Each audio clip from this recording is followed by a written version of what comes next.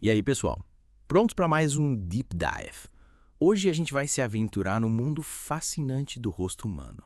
É isso aí. A gente vai tentar desvendar os segredos da expressão facial, das emoções, tudo isso com a ajuda do livro A Psicologia das Emoções, o fascínio do rosto humano, do professor Freitas Magalhães. Um cara, aliás, que dedicou a vida a entender essa linguagem silenciosa que a gente carrega no rosto, né? E o livro já começa com uma frase que dá o tom de todo o trabalho dele. O rosto humano sempre me fascinou. E essa fascinação levou ele a mais de 25 anos de pesquisa, descobrindo coisas incríveis sobre o rosto humano. Tipo o quê? Por exemplo, você sabia que o rosto humano é capaz de produzir mais de 10 mil expressões? 100.000. É isso mesmo. Nossa, eu acho que nem em um ano inteiro eu conseguiria fazer tanta careta. É muita coisa, né? Mas falando sério, essa variedade toda de expressões mostra como a gente é complexo, né? Com certeza. E como a comunicação vai muito além das palavras. Sem dúvida. O professor Freitas Magalhães, ele chamou o rosto de espelho da alma, e não é à toa. Faz sentido. Cada linha de expressão, cada movimento, por mais sutil que seja, revela um pouquinho do que a gente está sentindo, do que se passa lá dentro. É verdade? Mas decifrar essa linguagem não é tão fácil assim, né? Ah, não, com certeza não. Não é como ler um livro, né? Exato. A gente precisa aprender a interpretar os sinais, as nuances. E tem gente que é mestre em disfarçar, né? Ah, com certeza. Tem os atores por aí. Pois é.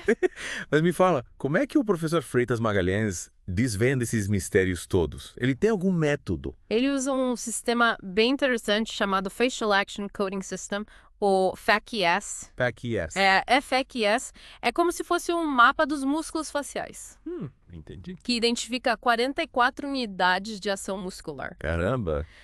Então, cada movimento, por menor que seja, corresponde a uma emoção específica. Nossa, que interessante.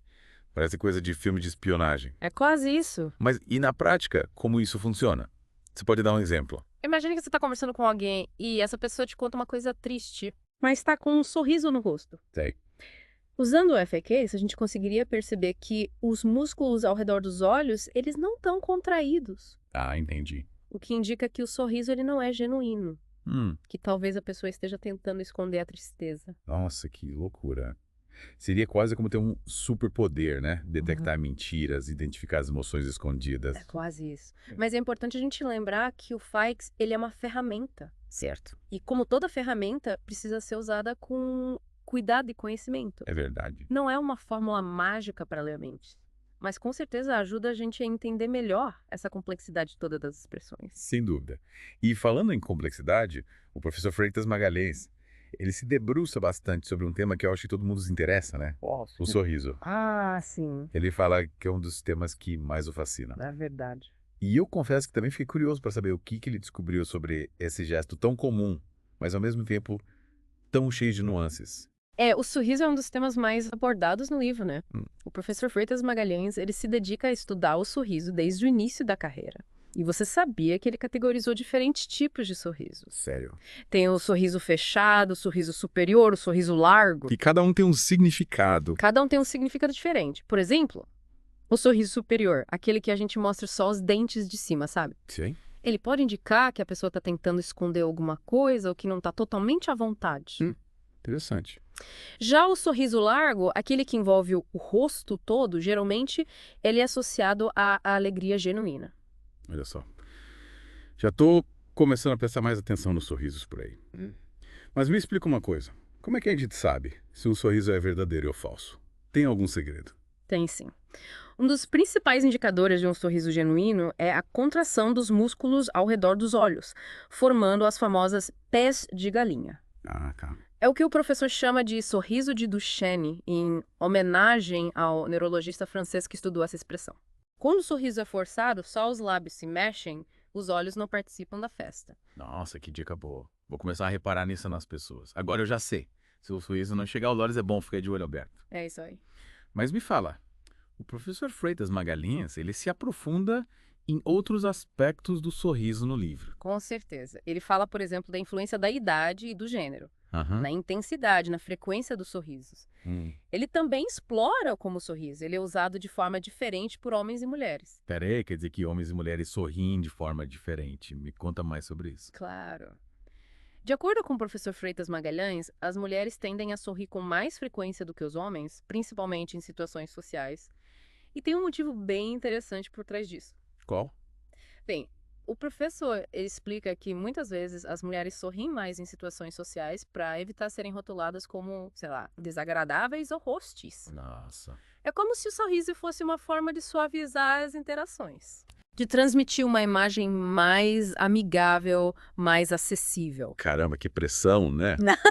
Tem que sorrir o tempo todo para ser aceita socialmente. Pois é, mas faz sentido, né? A gente vê isso acontecendo o tempo todo. É verdade, é verdade. E o professor Freitas Magalhães não para por aí, ele também se aprofunda na influência da cultura, a forma como a gente expressa as emoções, inclusive o sorriso. Sério.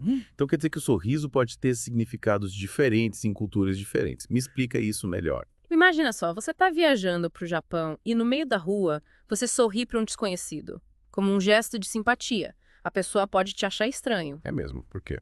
Em algumas culturas, como a japonesa, sorrir para estranhos não é um costume Hum, e pode ser interpretado como algo inadequado. O sorriso ele é mais reservado para momentos íntimos, com pessoas próximas. nossa, que interessante.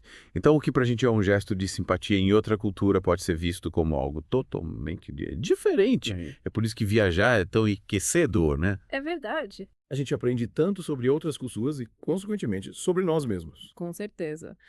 E o professor Freitas Magalhães, no livro, ele nos convida a refletir sobre como a cultura molda a nossa forma de expressar as emoções. É como se cada cultura tivesse um código próprio para a linguagem do rosto. E o professor Freitas Magalhães dá outros exemplos de como a cultura influencia as expressões. Vários. Ele fala, por exemplo, da forma como diferentes culturas lidam com a demonstração de raiva. Em algumas culturas, como a americana, é mais comum expressar a raiva abertamente, enquanto em outras, como a chinesa, a raiva é vista como algo que deve ser controlado e disfarçado. Puxa, que loucura. Então, o que para um americano é considerado normal, para um chinês pode ser visto como uma falta de educação. Exatamente. E isso mostra como a gente precisa ter cuidado ao interpretar expressões faciais de pessoas de outras culturas.